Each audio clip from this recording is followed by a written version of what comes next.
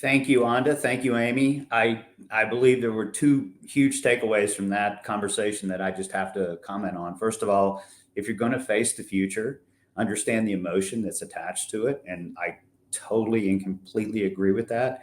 And Amy, I 100% agree with the fact that you have to be fearless. No one actually knows what's coming over the horizon, but if you're fearless, you can evaluate it, you can understand it, you can understand the data that's associated to it, and you can make smart, emotionally based decisions that ultimately lead to much better things in terms of your content or your business or whatever you're trying to achieve. So I'd like to thank you both very much. I'm super excited to announce our next panel, but before I do that, I think I was so excited to introduce Amy and Anda that I actually forgot to introduce myself. So just quick introduction. I'm Ben Plummer, the Executive Vice President of Marketing here at Notch. So I just wanted to make sure you guys knew who was on the camera speaking to you for the rest of the day, and I'll be your host. As we look forward, our next panel is actually, I would say, at the heart of what Notch is all about. And while we do sell a product, and while we do sell, a piece of SaaS-based software, what we're really about is making sure that content leaders can be successful, can have a voice, can really position what content is all about within their organizations. And in doing that, we've established what I believe it might be the largest content community in the industry, which is headed up by John Van Brockel. And this content community is really not about Notch, although all of these folks happen to be Notch customers. So thank you very much. But it's really about helping the content community move forward and understand what's coming over the horizon and what's part of the future. And so in our next discussion, John's going to head a panel that's really all about discussing, future-proofing your content strategy, understanding what's going to drive it, what's going to challenge it, and how you can optimize it so your organizations can all outperform what you may have thought were the benchmarks in the industry. So with that, I'm going to turn it over to John and let him introduce his panel. John? Hey, everyone. I'm really excited to be a part of this conversation and to be a part of the Notch community. It's called the Pros in Content Community. And we love it because as content marketing leaders, we lean on each other for advice and guidance. And it's a Slack community, so it's always on. And it has channels on it. If you guys know Slack, channels are how you kind of differentiate different groups about careers, about insights, news, inspiring content. And what I love most is something called Ask a Pro, where people get questions out of the blue. How do you do this? How do you articulate this? Or how are you applying data to reach this audience? And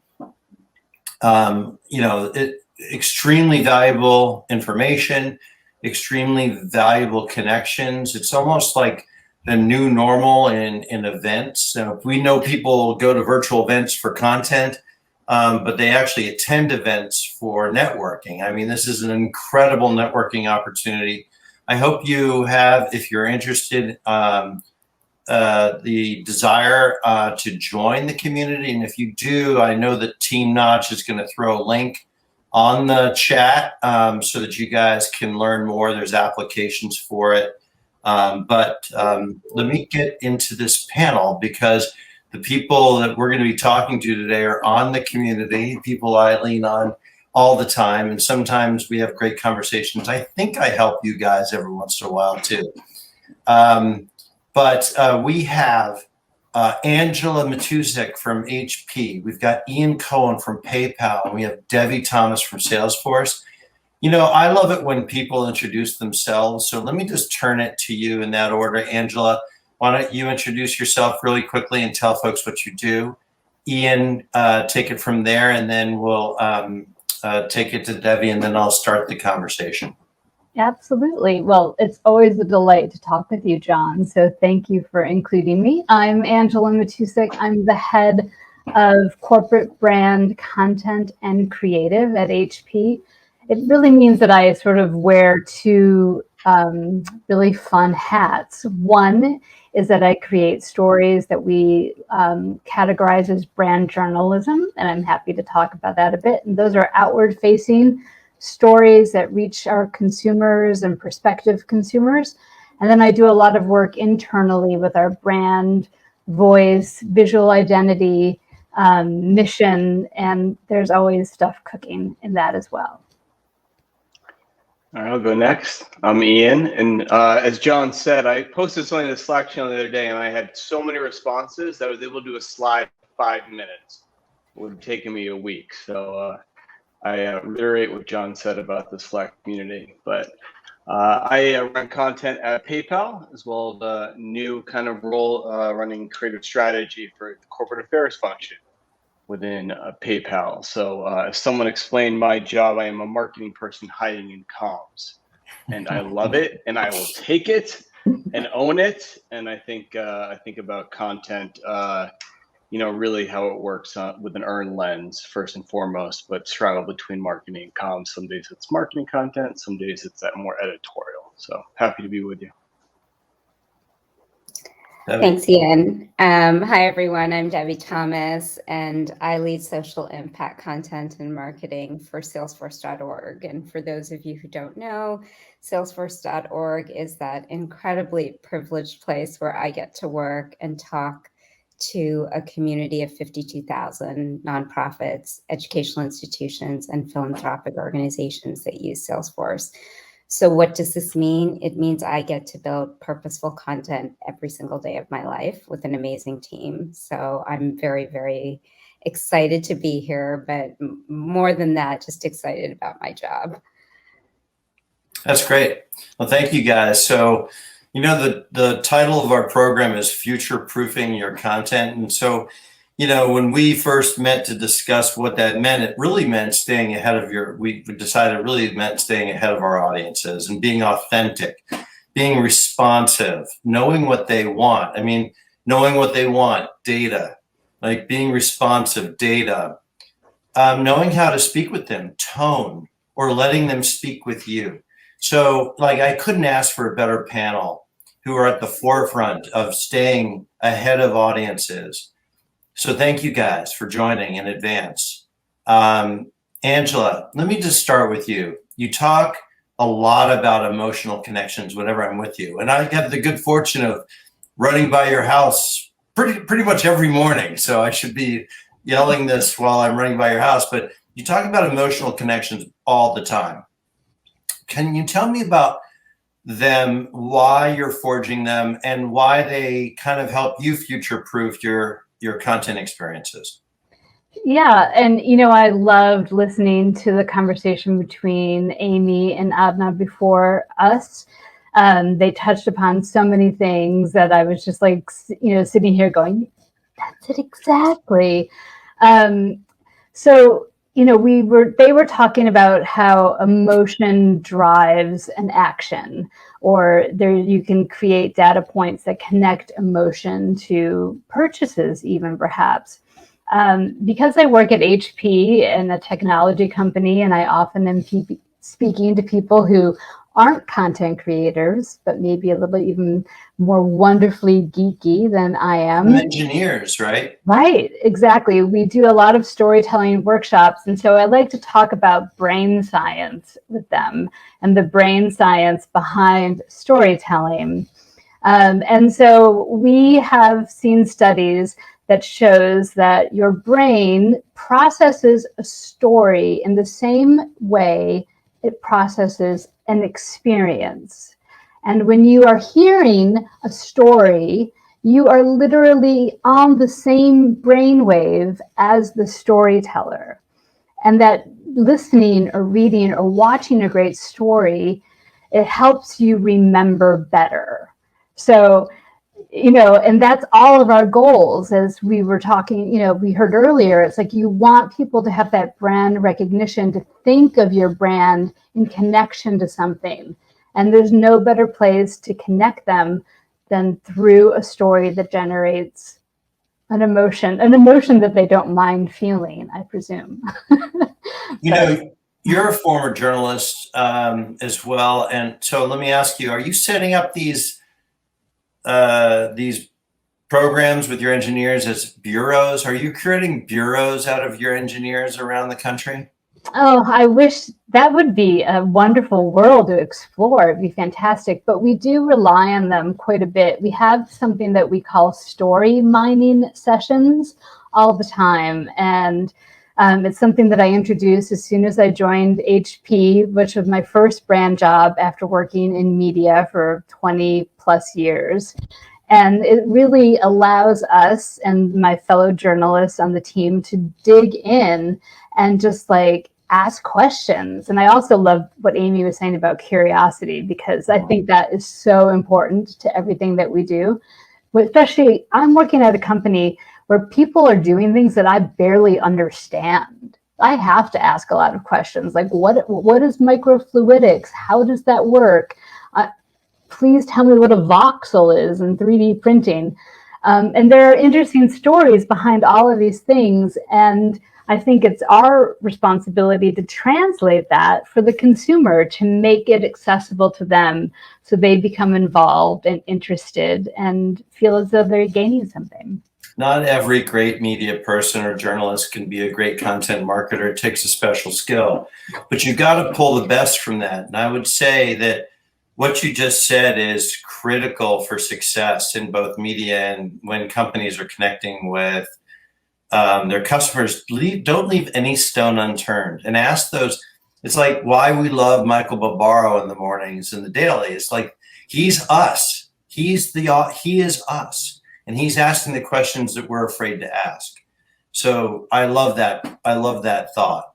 Let me turn it over to you, Ian, because I think when I talk to you, you're often talking about PayPal and connecting with audiences and the need to reinforce trust with them. And I think there's some recent research out, and I think the Edelman barometer just came out last week. Is that right? Or is it this week? Anyway, it really informs a lot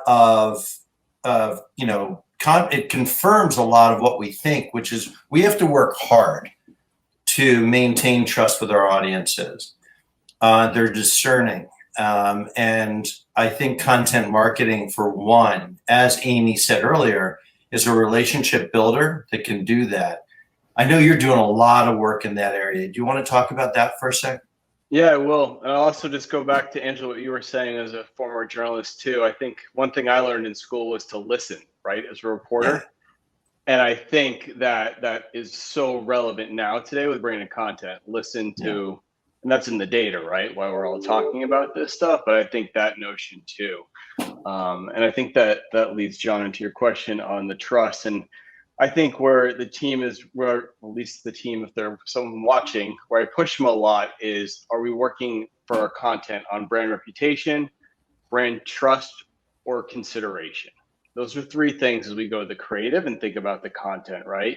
And I think what you're getting at, which Edelman gets at in some of the stuff you referenced as well, is there's a big difference between reputation and trust. And so many times I think people confuse that on the content, think it can do both. The reputation is that purpose, right? That the company purpose that we're built on foundational content that you have to do, and we have to tell those stories. I think the trust is we got you, we see you, tell us how we're helping you, show us how we're helping you, come with the journey with us, right? It's not upper funnel or bottom funnel, it's right day to day. And I think it's being responsive. It's being responsive, Ian, right? Absolutely. And I think you have to earn that trust. It sounds generic, but I think if you build reputation, you don't necessarily get the trust. And I think that's where the storytelling and the content can pick up a lot of that trust. So we'll really push hard on that. And I think, of course, it becomes the audience. And I get asked this the other day of what's the strategy of your team? And it's to influence the influencers, right? Like it's with content, and it can become that simple, I think, versus trying to say, we're just trying to get people to sign up. No, we're trying to influence influencers to then tell us the story to show why people should trust us. And I think then the data can back a lot of that up of the actions people are taking and where they're spending time on our channels, et cetera. You've been doing some really interesting things to keep people really tuned in. Can you talk a little bit about that? Like, the time people spend with PayPal or any other app that you are kind of delivering ideas and insights through, and the time people are spending with your insights, that's trust, right? And people are spending time tuning in. I'm assuming that's the data you're using to kind of forge this strategy. Yeah, we've made the most recent hires have been people in the insights and planning, right, that we've made. And I think, which is great. And I'm really excited about that because I think we can look at the data, but really having the robust knowledge in-house has been helping tremendously lately. To your question, we have a great, about a couple years old now, newsroom network. I'm sure a lot of you have as well. We're seeing huge time spent on our newsrooms across the globe. And that content has really been editorial in nature, right? We're not beholden to the business or the products. It's editorial in how we're producing that content. And then I think folding some of our other brands like Venmo or Honey, some stuff that PayPal is the parent company, into that ecosystem has been helpful as well to extend that type of storytelling to lending products or Venmo small business profile, right? So I think being able to take the weight of the content and put it on those channels is helping. And as you said on the newsroom, people are spending minutes upon minutes clicking through. So looking at that data and saying, hey, this is where they're consuming it. And I just had an interesting chat earlier this week with someone on our insights team, and she was saying, we don't want to put the same content on both channels because we're seeing them spend so much time here. And it's pretty obvious to think like that. But if you think about your audience, like, why would I put the same video on Twitter or on Instagram that I put on the newsroom, right? We have to think about the full user journey in that, because if they're already going to spend all this time on our newsrooms, we really have to think about that robust content engine and what we're putting on the other channels. And that goes into our influencer strategies, but people getting a lot of financial advice on TikTok these days, right? So do we spend time there with 1 billion views a month versus producing our own content, and the mix and model of what we're putting on those channels versus on our own channel? So it's a lot of thought behind that. And my last thing is on our .com and what people are coming. They're spending under 5 seconds, John, when they come to our landing page to then make a decision. So unwrapping that, going backwards, they're obviously getting comprehension content. How much time? Under 5 seconds. That's amazing. And how much time are they spending with your insights? Well, we see sometimes we'll do a product announcement that spends 6-7 minutes on a newsroom, which tells you they're getting comprehension content about a product before they're making a decision on the main page, right? Which also tells you a content strategy. Do we need to be doing a bunch of, this is what PayPal is on our .com. They're coming, they're making a decision. Then how do we help them right away, right? But they're finding us in media, on social, on TikTok, and understanding our products and solutions to go make those decisions. So you got to rethink that, I think, a little bit as we think about our audience. I totally agree. And I think disrupting that funnel, understanding how people are interacting with multiple phones or multiple apps on one phone, we've got to be there and responsive. I'd like to go back to TikTok. I don't want to forget that because everyone's leaning in. You talk about TikTok and they're like, okay, let me understand that, because I think there's some risk associated with 100%. doing it right. So I'd love to talk to you about that. But first, let me turn to Debbie, because Debbie, buying behaviors now are twofold, right? It is product, but it's also meaning, right? It's, am I going to work with a company that really reflects my values? And I think that you seem to be learning a lot about your audiences, wanting to know, what does Salesforce stand for? And how do you do it and how you do it in a meaningful way? Do you want to talk a little bit about that for us? Yeah, I love that question. But first, I'm also going to say that I'm a former journalist. So somehow you got this panel of like amazing former journalists. And I will say that how I got into this business was actually by going to an event and covering a story that I wasn't supposed to cover. that was very much focused on brand and purpose. And here I am, 25 years later, doing this job. So it's really interesting how we all came about this. But A note to Helen at Notch that we're going to do our next panel on how do we get into this role, because I think it's a fascinating conversation. Conversation. Anyway. I totally agree with that. Yeah. So I just want to take a minute to talk about the values piece that you brought up, John, but I also want to lean in on something Ian said around trust. So when you're in tech, and we all are, right? Trust comes up every single day, right? It's a key value. It's basically something that we talk about as it relates to data and security, because it's also our number one point of weakness, right? If something happens there, everything goes. So right. Trust is always something that we talk about in tech. And when we see things like the Edelman Trust Barometer and we ask ourselves, what does trust mean? It means different things to different people. So a lot of the time, if your audience are CIOs, they're going to refer to trust in exactly the way you think of it, as information trust, as data trust. But when we think about our roles as writers and storytellers, we're not actually looking at trust. We're looking at, are we trustworthy? And this gets to the point that Ian made about earning trust, right? Like, ultimately, I'm not asking my audiences when I go out and do my insight surveys, do you trust me? I'm asking you, am I trustworthy? Am I worthy of your trust? Mm-hmm. And that's where the values come in.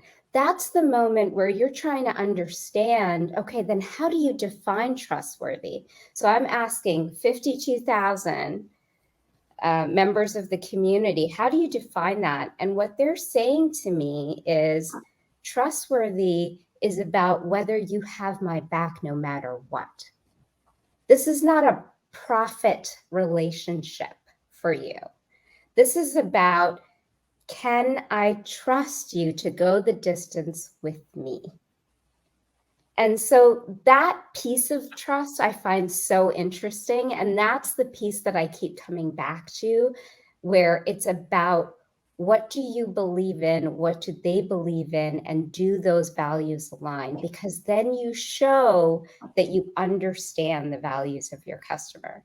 Yeah, no, it's just like the transactional nature of, relationships is foregone. It's gone. And I think you're right. Like, we're building relationships, and they're business building relationships for right. Sure. Yeah. And we know that, but there's discerning audiences. I always tell my team, like, you've got to assume just how smart our audience is. They're right. Discerning, and it helps in a couple of ways. In the trust area, one, understanding brand attribution has to be authentic. So people want to know your role, and they definitely want to delineate, but they also want to be surprised that the company that they're connecting to is delivering some insight or information that is actually in tune with their values. So there's that. And I totally understand too, the concept of building that trust as you are right now. And like that, the progression has to happen. So how are you building a progression and measuring that at Salesforce? I just want to add something. I'm so sorry, but I love you were saying so much about trust, and something that we're looking at all the time. I think as journalists who are working in brands, we actually play such a huge role, because the trust is not just about how are we building trust or making our brands more trustworthy, but our stories need to build trust. So the Trust Barometer tells us that media companies are at a low time. They are not trusted by anybody. And so brands are just faring a little bit better, and people are open to receiving information from brands. And then it is our responsibility to deliver accurate information, to not lean in on hyperbole, to give them something that's useful that they need in their life. And so that's where the trust can be built from our journalistic instincts. Yeah. I love that, Angela. I also, just to piggyback on that, where we found the most value, no pun intended, is actually to look at the issues that our customer cares about. So now we're actually taking a look for the first time at that end beneficiary and saying, okay, let's open up the newspaper. What are you reading about today, John? You're reading about the Great Resignation. People are leaving. They don't want to be employed anymore. Well, how do you think that affects a nonprofit or an educational institution? If teachers and if nonprofit staff, who, by the way, are at the front lines of solving the hunger crisis, the addiction crisis, the health inequity crisis, if all of those people are leaving because of burnout and because of what's happening today in the employer-employee relationship, that issue is now important to everybody. It's not just important to our customer's customer, it's relevant to everyone. So we've taken an issue-based approach as we've looked at our content mix and tried to understand what beyond technology can we actually use to relate to our customer? Is it relevant? Is it memorable? Is it transparent? And that's what we go by. These are our 3 most important pieces of criteria before we create content. I love that, Debbie. Can you talk about transparency real quick? Yeah, this is one that we really have looked at and kind of turned around on its heels, because all of a sudden you're looking at what your audiences care about. We need to take a hot second and turn those eyeballs right back on us, right? What are we doing? How do our values align with the purpose of everyone else that's out there? So we started to say, well, we are powering their purpose because we have our own. So what does our own purpose look like? We care about these issues just as much. And my boss uses this term and I love it. It's called action leadership. She's like, let's not just do thought leadership, let's do action leadership, right? What is our call to action on some of these issues that our customers are striving to create? Zero hunger, for example.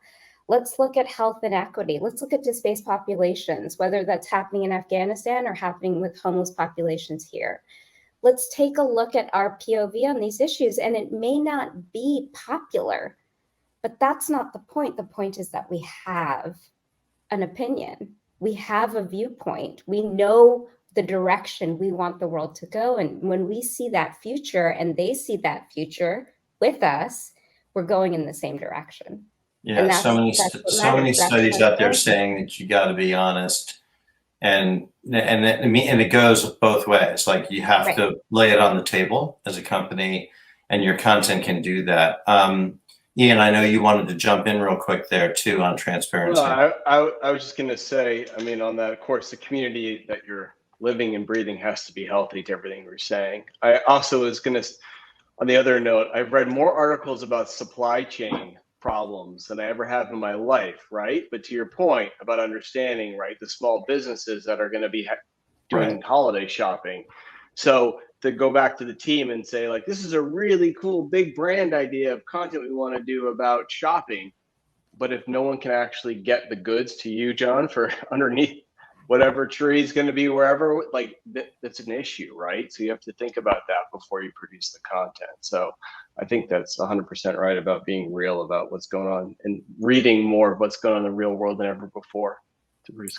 Two thoughts that came up too about authenticity, because a lot of people throw that word around, and I just want to execute on it in my storytelling, and I want the team to execute on it, and so we can potentially go back to certain groups when we have to and challenge when you have to be authentic. I love what you're doing, Angela. You're speaking to audiences in their voice.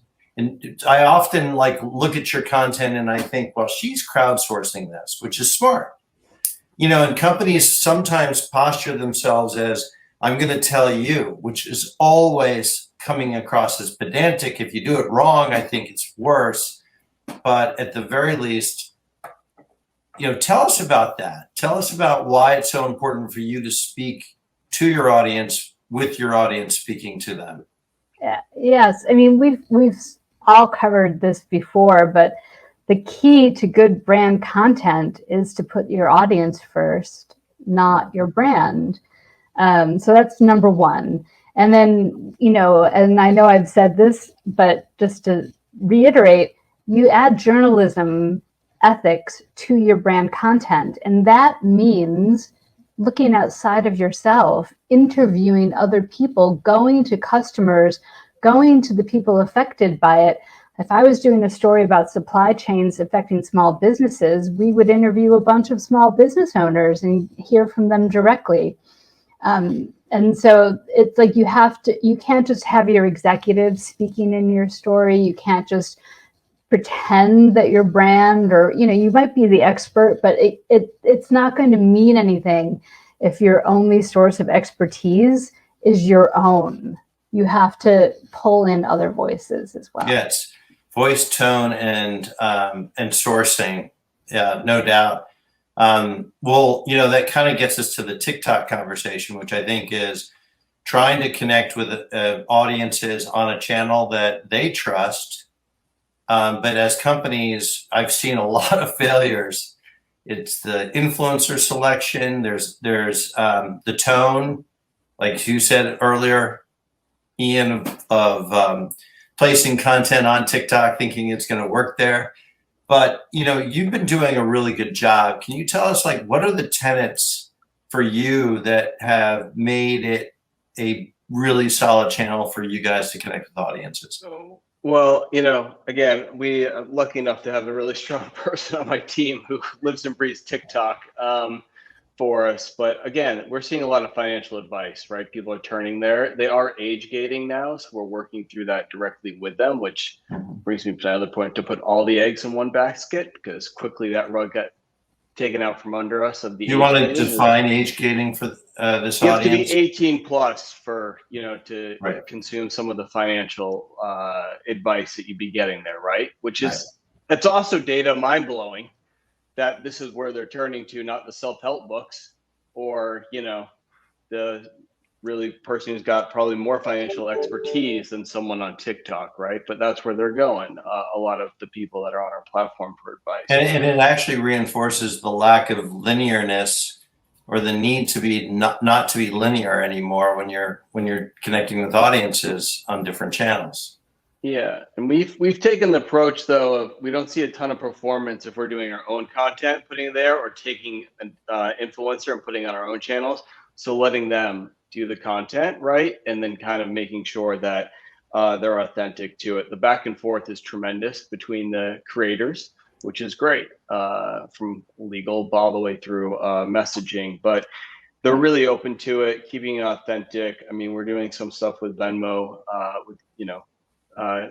that I think is really, really successful. And then we see, of course, with that demo working really well with TikTok. But, again, using the creators, I think has been a huge success for us. I don't think any brands really nailed it yet of their own original TikTok channel. That I have not seen to date. Technology, fintech, consumer, I haven't seen it. I could be wrong, so send it to me after, but I don't want to follow a brand on TikTok right now, personally, but I do think that understanding the audiences there is enormous for us. And I would say one other thing, a lot of ideas sometimes have been skewing, hey, let's put this on YouTube, or let's put it on Instagram. And it's just it's got to be this channel mix. And some ideas, it's funny. It's like, we don't want to actually give advice on YouTube right now because people are getting advice on TikTok. And that's been a line I've used a lot lately of saying, let's not put this advice content out here because they're just going to go over here anyway and look at it. So we can do this over on YouTube and let TikTok do that for us. Yeah, I'm a believer in multi-channel delivery the right way through the channel. And I think, like you said, with TikTok, it's not the brand, it's really the influencer is reflecting the brand. So you got to do that right. And, look at the podcasting channel, how that's just completely just been disrupted. And YouTube, number one, channel now for podcasts. I mean, it's like you've got Apple Podcasts that own the market. You have Spotify, but people are consuming podcasts like mad on YouTube. So it's just back. interesting. What's old is new, John. What's old is new. YouTube is back, in my opinion, on this stuff. And I just saw now they're putting captions on TikTok, right, this week. So that started on YouTube. I mean, how long? We're all aging ourselves. But that's because we're working from home still, and we're multitasking. And we have, we're listening to our podcast with our open browser windows on our computers. Right. It's old as new. Here we are. Yes. I have no idea what you're talking about. Right. But, so Angela, I mean, apropos to that, if you think of the way people are consuming content too, and the measures of success, they have to change a little bit, because it used to be time with, or like connections to different content. And we have to understand that audiences are, they have short attention spans. And that's why, by the way, Henry Luce once said, every good editor has to have a short attention span, because you have to understand your audiences are going to get what they want and appreciate your company giving that to you. And they may not necessarily want to stay. Mm-hmm. I mean, how many times did you go to WebMD to check out a problem you might have, and then just say, well, if my shoulder hurts, should I check into that now? You don't do that. Yeah. But you appreciate WebMD giving you that information. It gets strong brand attribution from you. Can you talk a little bit about what you guys are doing at HP to change to those behaviors where customers are going to come in and come out a little bit more, and you have to be ready on different channels for them? Well, that's such an interesting thought. And I have like 5 other ones that I know we're running out of time on.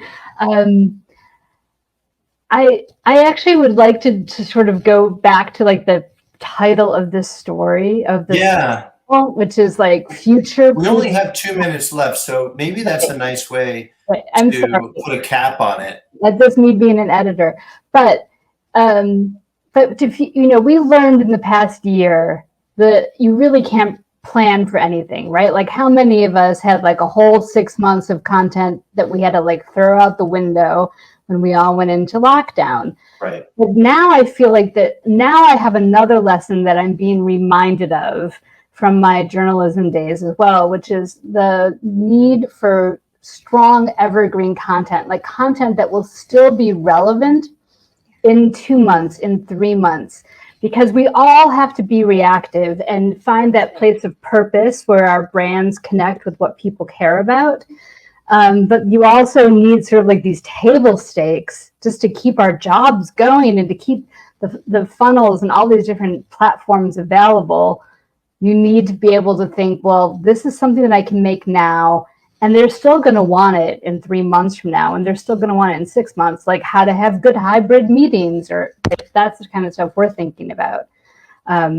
It's a human condition thing, right, Debbie? It's like, audiences, they want to know something of value is lasting. So how do you give something to them of value that is lasting? You want to talk about that? Yeah, I mean, we just did a survey actually in August. We fielded in August, so we just got the results, but over 2,000 individuals, and they basically said businesses have to do more because of what's happened in 2020 and 2021, right? Mm-hmm. Multi-crisis environment, businesses have to do more.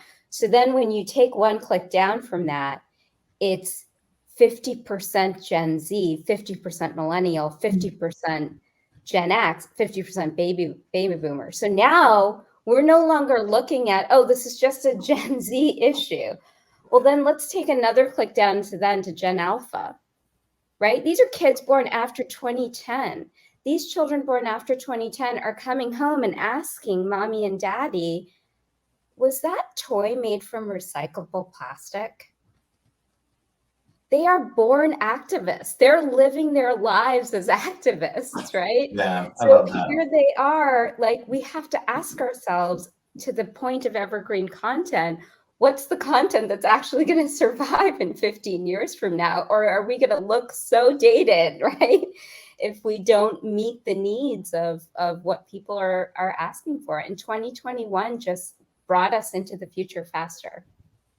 Yeah, I mean, that is a great way to put a bow on this conversation. I am so honored to have this conversation with you.